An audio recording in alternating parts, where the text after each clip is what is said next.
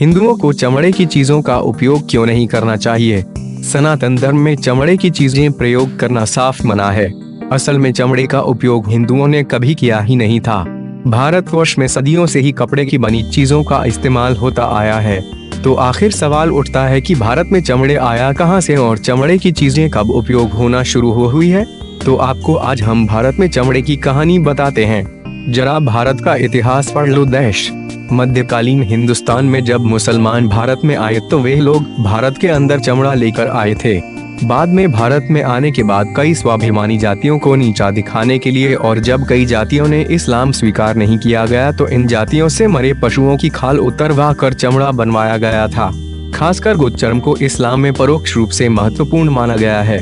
सवाल आज के मुसलमान का नहीं है, क्योंकि बुरे तो वो मुस्लिम थे जो विदेशी थे और इन्होंने ही भारत को बांटने के लिए चमड़े और खासकर गाय के चमड़े पर जोर दिया था। मंदिरों में किया जाता था खून का छिड़काव। बगदाद के खलीफा ने अपने सेनापति मोहम्मद बिन कासिम को बैल की खाल में भरकर 3 दिनों तक कठोर यातना दी थी। आप कोई सनातन शास्त्र पढ़ लीजिए और इस तरह की सजा खोजिए। सनातन में पशु की खाल और उसके उपयोग जैसी चीजें मौजूद नहीं है।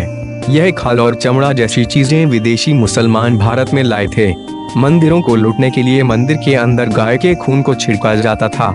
इस कार्य से हिंदुओं की भावना को चोट पहुंचती थी। हिंदुओं की आस्था पर ही चोट पहुंचाने के लिए गाय की खाल को उतारकर चमड़ा बनाया जाता था। प्रारंभ में कोई भी हिंदू चमड़े का उपयोग नहीं करता था। आज से कुछ 10 साल पहले चमड़े को लेकर हिंदुओं की मानसिकता अलग थी।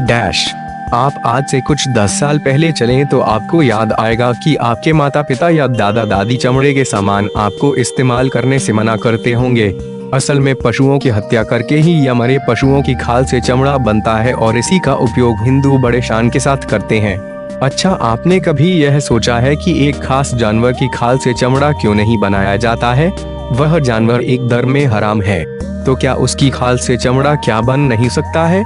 इसका जवाब यही है कि विदेशी मुसलमानों ने उस जानवर को हाथ ही नहीं लगाया था। खासकर बात हो हिंदुओं की तो भारत में मरे पशु की खाल से कभी कुछ नहीं बनाया गया था। यह चमड़ा हिंदू धर्म की चीज ही नहीं है। लेकिन जानकारी के अभाव में आज चमड़े की चीजें हिंदू लोग बड़े गर्व के साथ इस्तेमाल कर रहे हैं।